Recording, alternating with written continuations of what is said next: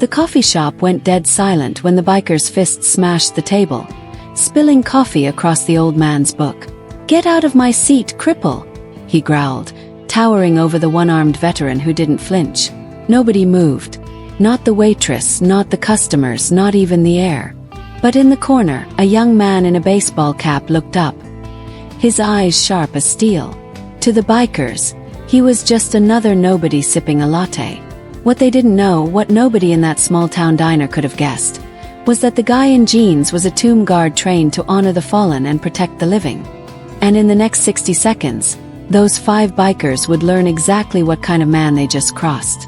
Before we dive into this story, where are you watching from? Let us know in the comments.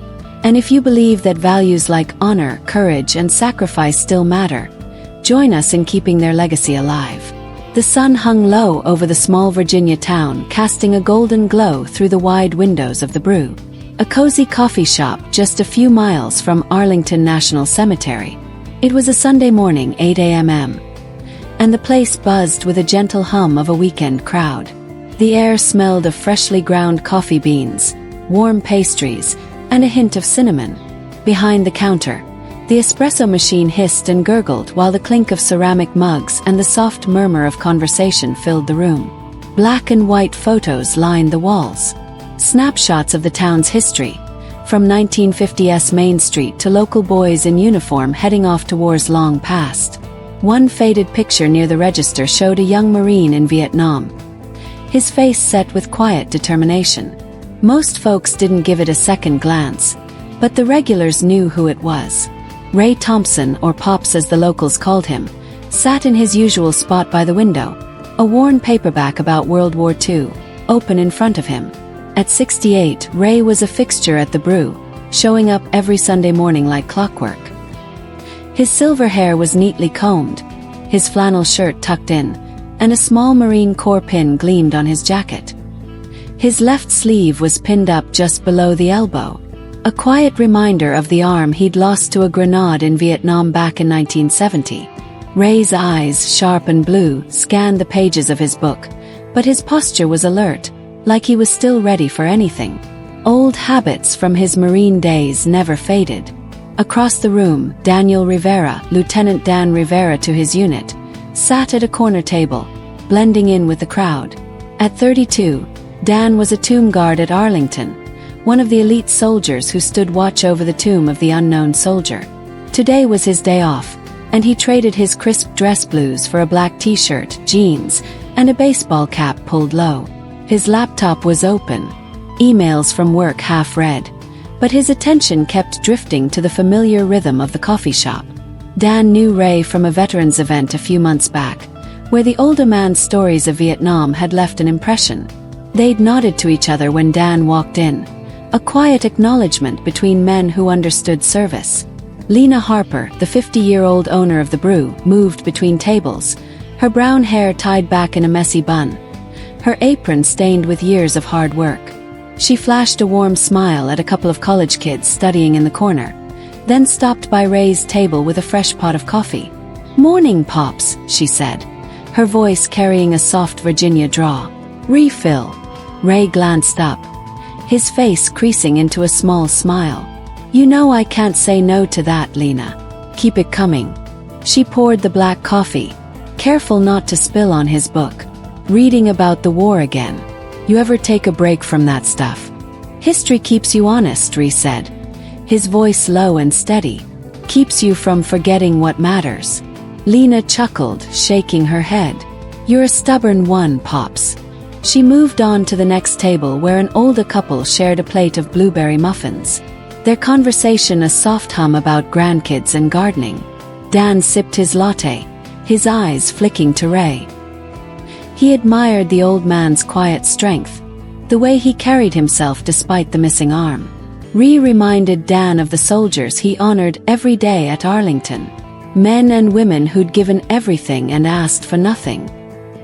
He was about to go back to his emails when the roar of motorcycle engines shook the windows loud and aggressive like thunder rolling through the quiet morning.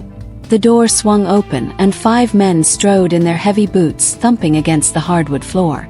The leader, Jake Malone, known as Razor to his crew, was a mountain of a man, 6 feet 4 inches with a shaved head and tattoos snaking up his arms. His leather jacket creaked as he moved, and a sneer curled his lip.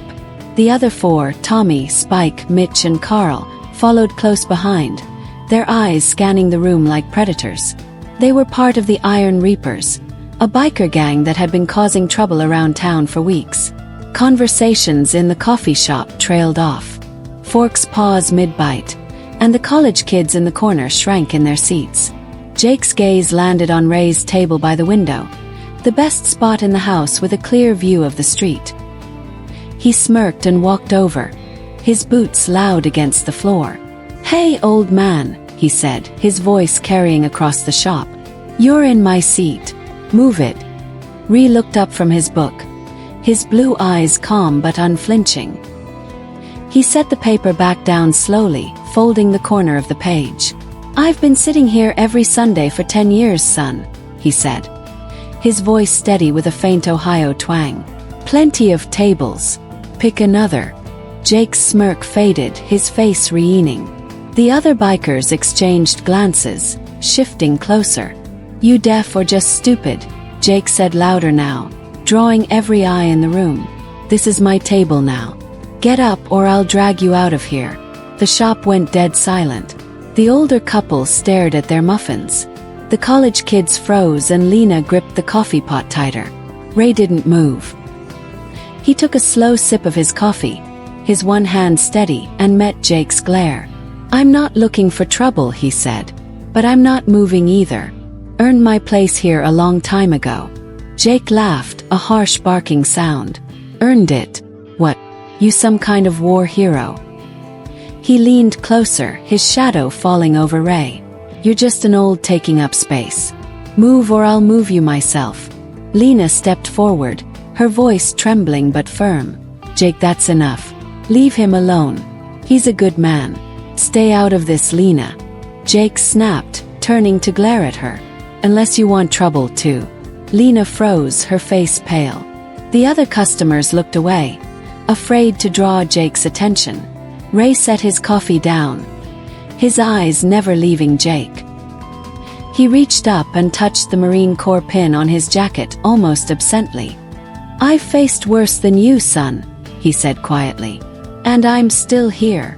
Jake's face twisted with anger. He reached out, snatched the pin from Ray's jacket, and tossed it to the floor. The small metal emblem skidded across the hardwood, coming to rest near the counter. Then Jake grabbed Ray's coffee mug and dumped it onto the table, the dark liquid spilling over Ray's book and dripping onto the floor. The sound of the mug hitting the table was like a gunshot in the quiet shop. Lena gasped, stepping forward.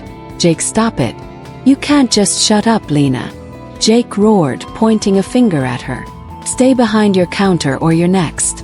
Ray stared at the spilled coffee, then at the pin on the floor. His cheek twitched, but he didn't move. He'd been through too much in his life. Jungle's gunfire, the blast that took his arm to let a punk like Jake shake him. He thought of Vietnam, the friends he'd lost, the promises he'd made to keep going. He wasn't about to let some loud-mouthed biker take that from him. Across the room, Dan closed his laptop with a soft click. He'd been watching, listening, his body tense, but his face calm. He knew Ray not well, but enough to respect him. He'd heard the old man's stories at that veterans event, stories of courage, of carrying wounded men to safety, of surviving when the odds were against him. Dan's jaw tightened as he saw the pin on the floor, the spilled coffee. The way Jake loomed over Ray like a bully picking on the weakest kid in the yard. He stood, his chair scraping softly against the floor, and walked toward Ray's table, his steps measured but purposeful. "Hey," Jake said, noticing Dan for the first time. "What's this? You got a problem, buddy?" Dan stopped a few feet away, his hands loose at his sides, his eyes locked on Jake. "Yeah, I do," he said, his voice calm but firm with a slight Texas drawl. "You're messing with a man who doesn't deserve it. Pick up his pin, apologize, and walk away." Jake laughed, glancing at his crew. "Hear that, boys? This guy thinks he's a hero." He stepped closer to Dan, towering over him. "Who the hell are you anyway? Some wannabe tough guy?" Dan didn't blink. "Just someone who knows right from wrong.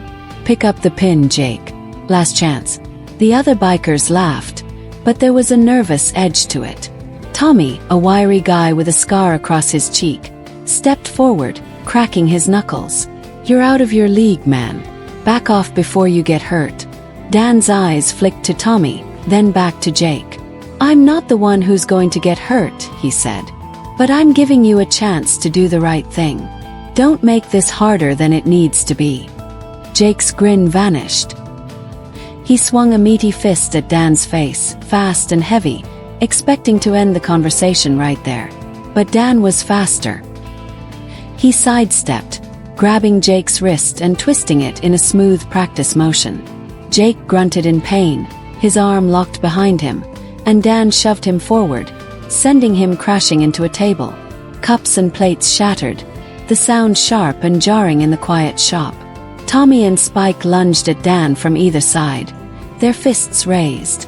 Dan moved like he'd been trained for this because he had. As a tomb guard, he'd spent years honing his body and mind, and his close-quarters combat training kicked in like muscle memory.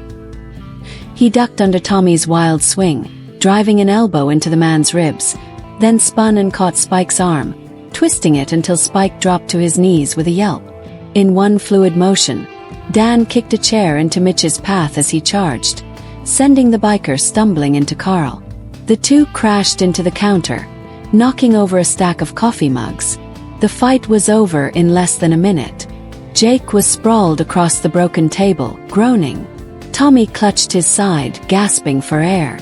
Spike was on his knees, his arm still twisted in Dan's grip. Mitch and Carl scrambled to their feet, but one look at Dan's steady gaze stopped them cold. The shop was silent, except for the sound of shattered ceramics settling on the floor and the heavy breathing of the bikers. Dan released Spike's arm and stepped back, his stance relaxed but ready.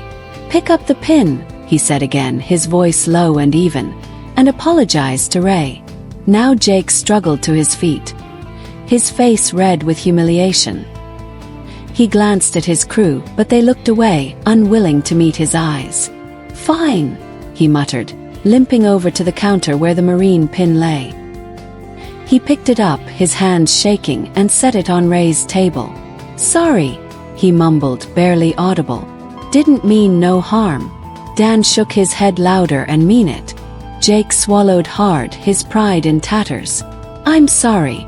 "Okay," he said, his voice clearer now. "I shouldn't have done that." He pulled a crumpled wad of bills from his pocket and tossed them on the table. "For the coffee and the mess." Ree looked at the pin, then at Jake. His face was unreadable, but his eyes were sharp. "Respect ain't something you take, son," he said quietly. "It's something you earn. You might want to work on that." Jake nodded, his bravado gone. He motioned to his crew and they shuffled toward the door, their boots scuffing the floor. The roar of their motorcycles filled the air as they sped away, leaving the shop in stunned silence. Then the applause started. The older couple stood clapping loudly, the man calling out, "Semper Fi." The college kids joined in, their faces lit with awe. Lena rushed over, her hands clasped together, tears in her eyes. "Oh my God, Ray. Dan, are you okay?" she said, her voice shaking. "I didn't know what to do." Ree smiled, patting her hand. "We're fine, Lena. You run a good place here. Don't let a few punks ruin it." Dan slid into the chair across from Ray, his heart still pounding from the fight. "You all right, Pops?" he asked, his voice soft. Ray nodded, picking up his pin and wiping it clean with his napkin. He pinned it back on his jacket, his hands steady despite the adrenaline. "Been through worse," he said. "But I appreciate you stepping in, Dan. Didn't know you had that kind of fight in you." Dan grinned, a rare break in his serious demeanor. "Guess I've had some practice." He hesitated, then added, "I'm a tomb guard over at Arlington. Didn't want to make a big deal of it, but I couldn't let them treat you like that." Ray's eyes widened slightly, then softened. "Tomb guard, huh? That's something." He paused, his voice dropping. "Reminds me of the boys I served with in Nam. Young, tough, full of heart. You did them proud today." Dan felt a warmth in his chest. The kind that came not from praise, but from knowing he'd done right. "I just did what you'd have done, Pops," he said. "What any of us would do for a brother." Lena, still shaken, brought over a fresh pot of coffee. "On the house," she said firmly. "For both of you. And don't even think about paying for those broken mugs. That's on Jake." The older man from the couple approached, his hand extended. "I'm a vet myself," he said, his voice thick with emotion. "Korea 52. You two showed that punk what a real man looks like." He shook Ray's hand, then Dan's, his grip firm. "Thank you." Word of the incident spread fast. By the next week, the brew was busier than ever, with locals stopping by to hear the story firsthand. Lena framed a photo of Ray and Dan taken that morning by one of the college kids and hung it on the wall, calling it the Honor Corner. The shop became a gathering place for veterans who started showing up on Sundays to swap stories over coffee. Ree and Dan became regulars together, their table by the window, a quiet symbol of what they'd stood for. Ree replaced his coffee-stained book with a new one, but he kept the marine pin polished and gleaming. Dan, for his part, found himself looking forward to those Sunday mornings, not just for the coffee but for the stories Ray told. Stories of jungles and sacrifice, of men who'd stood their ground no matter the odds. And every time Dan walked into the brew, he felt a little taller, knowing he'd honored not just the unknown soldier, but the man sitting across from him, a hero in his own right. As the weeks turned into months, the brew became more than a coffee shop. It was a place where the town came together, where veterans, young and old, found a home, where courage and respect weren't just words, but a way of life. And for Dan, it was a reminder that duty didn't end when the uniform came off. It lived in moments like these, in standing up for what was right, even when the odds were against you. If you enjoyed the story, consider sending a super chat to help bring more stories like this. Now, click on the video on the screen to hear another story that's just as powerful and captivating, with courage, sacrifice, and a choice that will leave you questioning everything you thought you knew about duty and justice. If you enjoyed this story, don't forget to give it a thumbs up and hit that subscribe button for more emotional, dramatic, and unexpected tales. And thanks for watching, and see you in the next video.